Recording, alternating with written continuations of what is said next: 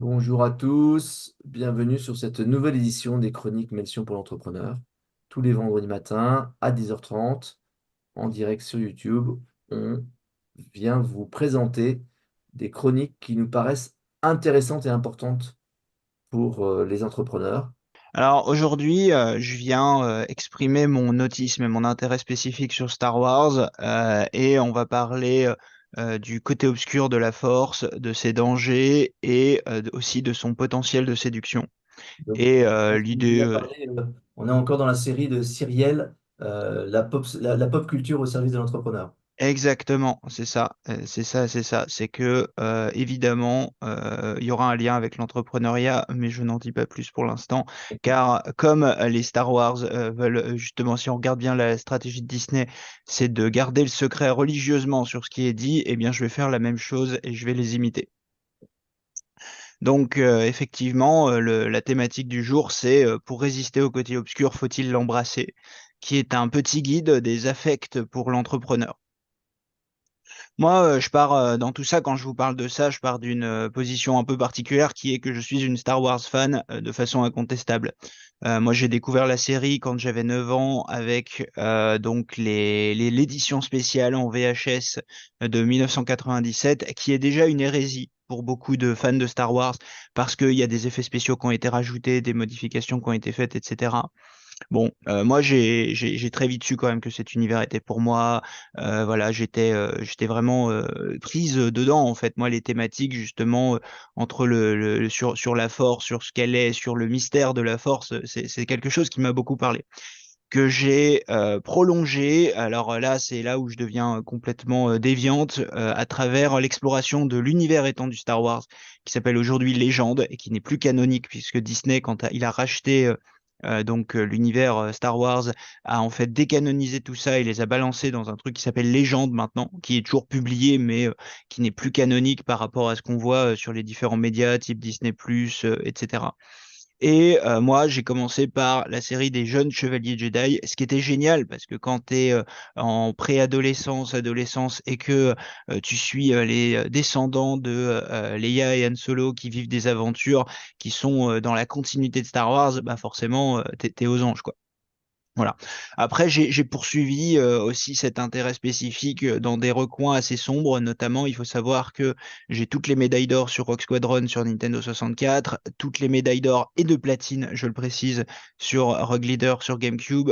Également, j'ai récidivé sur Rogue Leader 2 Rebel Strike. Enfin bref, voilà. Je suis une mordue.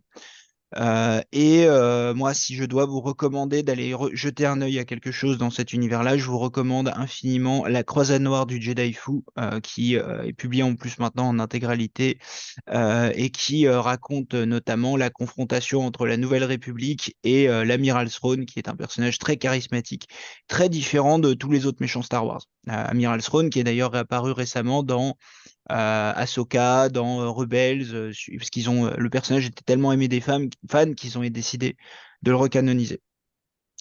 Et là, évidemment, quand vous m'écoutez vous dire tout ça, vous vous dites bon, c'est très bien, elle nous parle de sa vie, c'est super, mais c'est quoi le rapport avec l'entrepreneuriat? Eh ben, j'ai envie de dire absolument tout, hein. En réalité, moi, mon film préféré étant l'Empire contre-attaque. Si je regarde l'Empire contre-attaque, qu'est-ce que je vois? Eh bien, je vois une quête personnelle, celle de Luke qui donc doit apprendre les voies de la Force et qui va à la fin se confronter au côté obscur, donc dans laquelle il va affronter en fait ce qui symbolise ses peurs.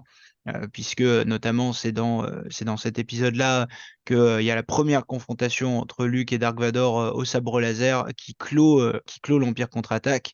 Et comment dire, dans ce moment d'affrontement, eh bien, finalement, il apprend des choses sur lui. Il apprend notamment que son père n'est autre que l'ennemi qu'il a en face de lui, ou que son ennemi en face n'est autre que son père. On peut le voir de deux façons.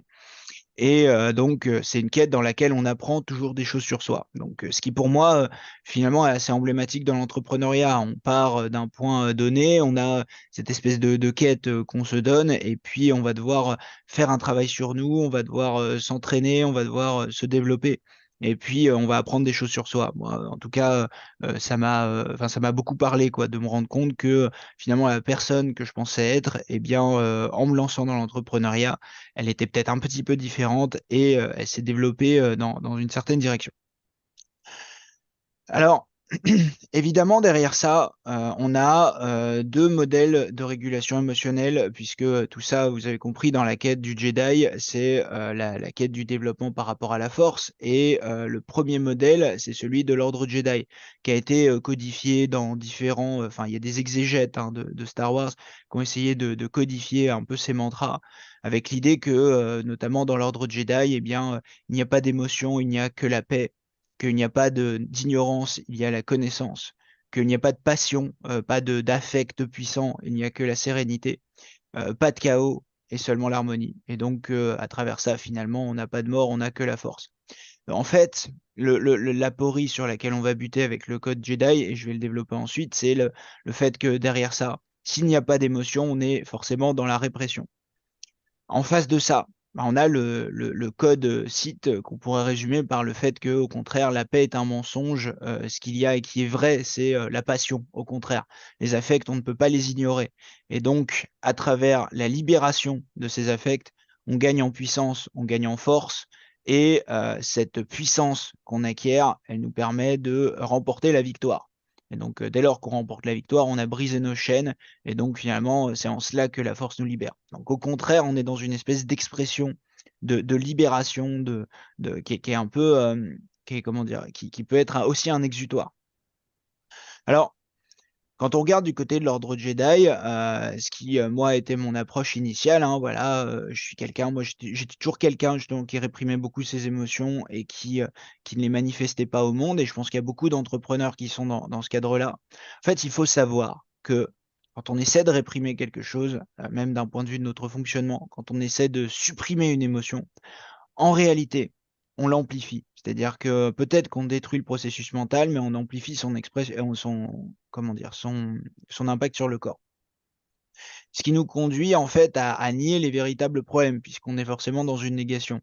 Et ça, eh ben, ça a un côté très négatif, c'est que ça amène à rester aveugle à l'influence du côté obscur. Ce que chez Jung notamment, on pourrait appeler justement la part obscure de soi. En y restant aveugle, eh bien, on amène des catastrophes. Et ça, c'est bien exprimé d'ailleurs dans la prélogie Star Wars, puisque l'ordre Jedi finalement reste dans un modèle très strict, notamment l'expression des émotions. C'est pas seulement les émotions qui sont les émotions négatives comme la colère, la frustration, la peur. C'est aussi les émotions positives, puisque notamment toute la prélogie, c'est l'histoire d'Anakin Skywalker qui est très amoureux de Padmé Amidala, qui se marie avec elle et à qui l'Ordre Jedi fait savoir que non, ces passions-là n'ont pas non plus leur place. Donc en fait, quand on entre dans une dynamique de répression des émotions, on finit par réprimer toutes les émotions, pas juste les émotions négatives. Et ça, bah, ça a une conséquence très pratique d'un point de vue, comment dire, dans l'univers Star Wars, c'est la fin de l'ordre Jedi qui prend feu, des mains même d'ailleurs de Anakin Skywalker qui à ce moment-là passe du côté obscur. Alors évidemment, du coup, on pourrait se dire, bah voilà, merci Cyril de nous expliquer ça. Ça veut dire qu'il faut céder au côté obscur. D'ailleurs, c'est ce que ta présentation laisse entendre. Le côté obscur, voilà, est-il le plus fort? C'est la question comment dire, que se pose à un moment d'ailleurs Luke et qu'il pose à Maître Yoda dans l'Empire contre-attaque. Et Yoda lui répond aussitôt, non, il n'est pas plus rapide, il n'est pas plus fort, il est plus rapide et plus séduisant. C'est vrai aussi. L'expression des émotions, ça permet de les libérer. Et ça permet du coup d'acquérir une puissance qui est rapide, qui est immédiate. Mais est-ce que ça aussi, ça finit pas par avoir des conséquences néfastes en fin de compte, quand on libère ses émotions, quand on les exprime, et moi j'y suis passé aussi avec ma première quête entrepreneuriale, je réprimais mes émotions, au bout d'un moment, n'en pouvant plus, bah ça partait, ça part en je suis stressé, inquiet, je manque de trésorerie, je vais lever des fonds. Ça part dans même des moments de rage incontrôlée qu'on peut avoir. On finit par se disputer avec ses associés. On finit par mettre de la distance. Mais en même temps, on se sent un peu mieux, quoi, d'avoir pété un câble, d'avoir hurlé. Est-ce que c'est pas ça la vraie puissance? Et en même temps, on voit bien que les gens autour de nous commencent à réagir différemment, qu'on apparaît comme instable, Ou là, c'est le cas ultime, quand on regarde l'empereur Palpatine qui lui justement arrive à jouer de ses émotions et de utiliser plutôt la haine, qui est une sublimation finalement de la colère et comme source de puissance, et bah, ça nous consume en fait. Le corps de Palpatine, il fait pas très envie quoi, avec ses yeux même qui sont à peine humains, son corps qui est déformé par le mal lui-même. Est-ce qu'on a vraiment envie de tomber de ce côté-là? Et là, forcément, on a envie de se dire, est-ce qu'il n'y aurait pas une troisième voie qui serait possible? Ce qui rejoint d'ailleurs ce que disait Adrien juste avant, finalement, sur le fait que voilà, la Trinité, le fait d'avoir trois éléments dans un système, ça nous permet de penser autre chose que la dualité. Et ben c'est là où, l'univers légende est très précieux puisque, il propose, qu'au lieu d'opposer, ces 2 ordres, qu'on aurait donc le code, Jedi et le code Sith, il en propose un troisième qui est, le code des Jedi gris, qui pourrait être une troisième voie. L'idée de se dire que, il y a pas de lumière, sans les ténèbres, que, à travers la passion, on acquiert aussi la capacité de se concentrer, qu'à travers la connaissance, on augmente sa puissance, sa faculté d'agir, qu'à travers la sérénité, on acquiert de la force et que, à travers la victoire, on réalise l'harmonie et donc finalement tout ça, c'est quelque chose qui est réalisé dans la force et donc ce serait quoi cette troisième voie qui d'ailleurs, dans l'actuel univers étendu sera un petit peu représentée par Ahsoka, qui a récemment eu une série d'ailleurs sur Disney+, dans la saison 1, qui est une Jedi justement qui, se fait éjecter de l'ordre Jedi, et qui, en fait, quand elle est, suite à une histoire, enfin un incident judiciaire et qui décide en fait même elle, d'après de son côté, quand on lui propose d'être réintégrée, de poursuivre sa propre voie. Et justement, c'est une voie un peu différente dans laquelle on est finalement dans l'acceptation des émotions et que finalement on n'essaie pas de faire contre, et on n'essaie pas, aussi de faire malgré, c'est-à-dire de se laisser, dépasser et donc de n'avoir comme autre solution que les exprimer. On essaie plutôt de faire avec. Alors, ce système-là, évidemment, il a un certain nombre de vertus parce que dès lors qu'on accepte une émotion, et ben, ça a pas mal de conséquences sur, notre fonctionnement. Ça a comme conséquence que, notamment, ça diminue la pression qu'elle exerce sur nous. Ça, c'est quelque chose qui est vu notamment, même, dès Socrate, dès Platon, quand on remonte dans les textes, anciens.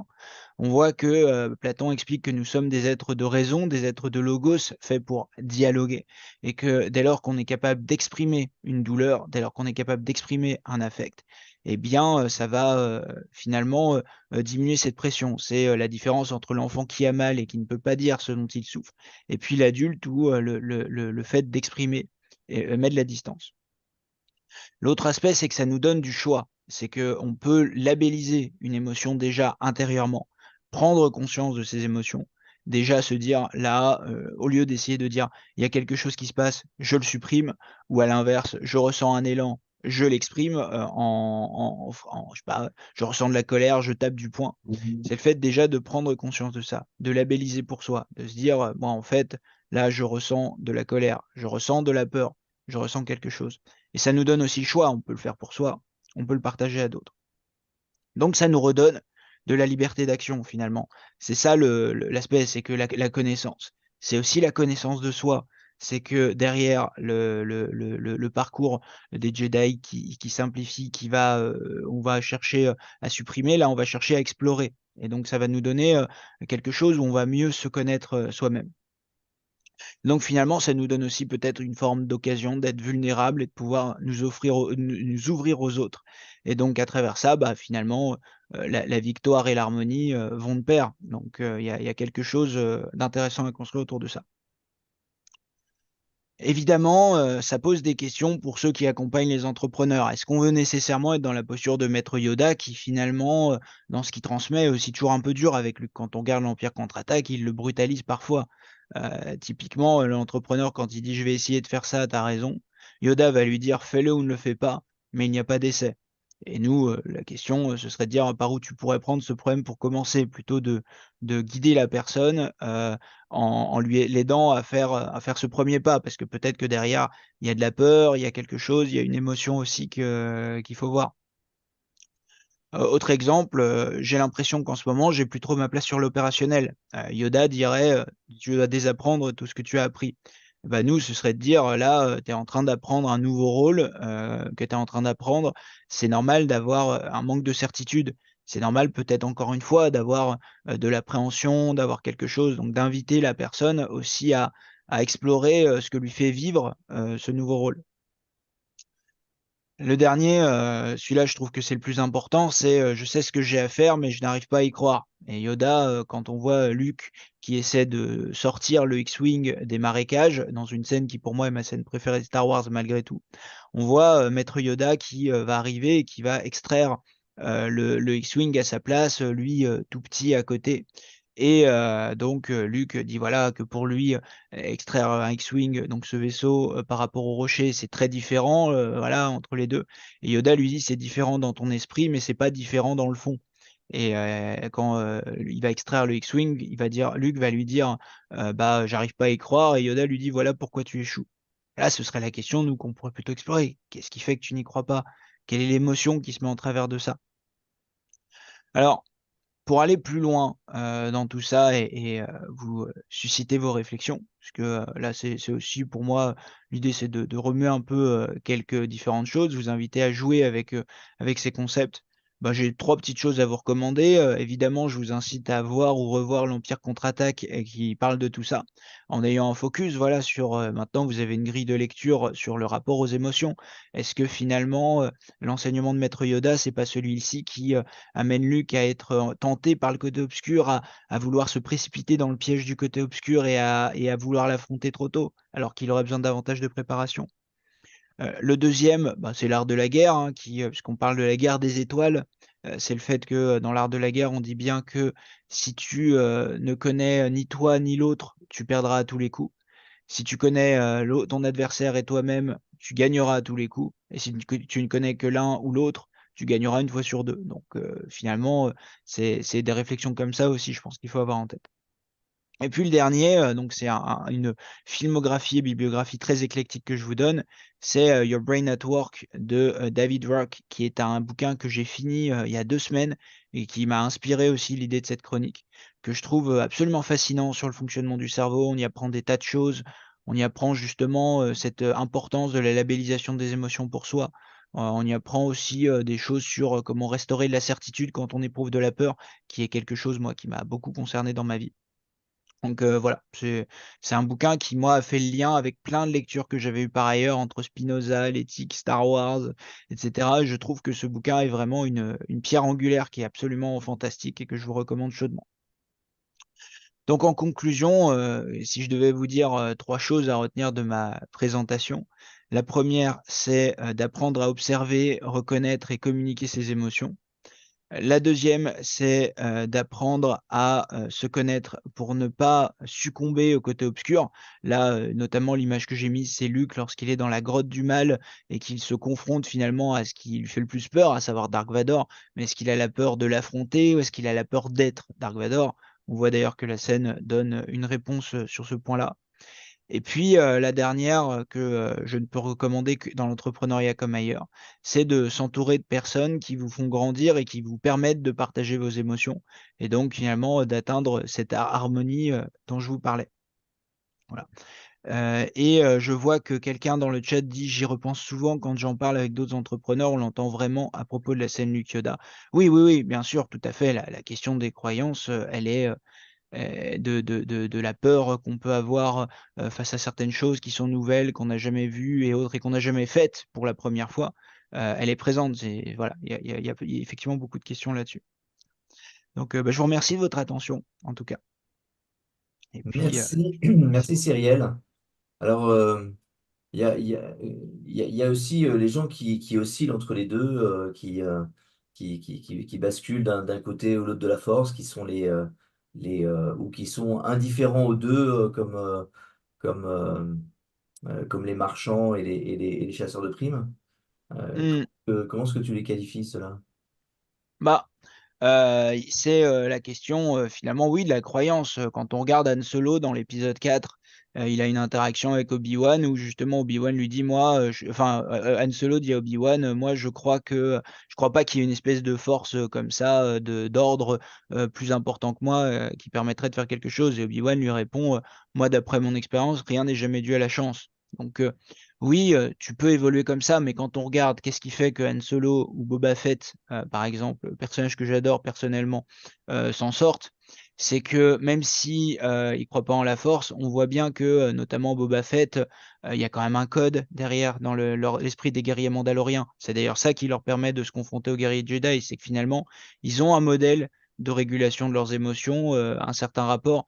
Quand on voit le Mandalorian également avec Din Djarin qui dit voilà, telle est la voie, this is the way en anglais, on est sur le fait que malgré tout euh, dans le rapport, t'es pas obligé de croire en la force. Si tu veux t'en sortir dans cet environnement-là, peut-être que ce qui compte, c'est d'avoir, finalement, c'est plus le code que tu te crées. Et donc, finalement, est-ce que entre ne pas avoir de carte quand on est dans le désert et en avoir une, eh ben, il faut peut-être mieux avoir toujours une carte, même si elle est imprécise, même si c'est pas la meilleure, elle nous permet d'avancer dans une certaine direction. Et donc là, je pense qu'on est dans quelque chose de cet ordre-là, quoi. Pour un certain c'est le rôle de l'esthétique aussi, de ce à quoi on se rattache.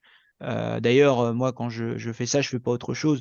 Je donne aux gens une esthétique à laquelle se raccrocher et s'ils la jugent pertinente, ils peuvent l'utiliser. Je sais pas si ça te répond. Eh bien, écoute, je pense qu'on va avoir du coup des entrepreneurs qui vont pouvoir envisager le- le- la guerre des étoiles comme modèle mental et ça C'est en ferait ça. un. Exactement. C'était l'ambition. Merci.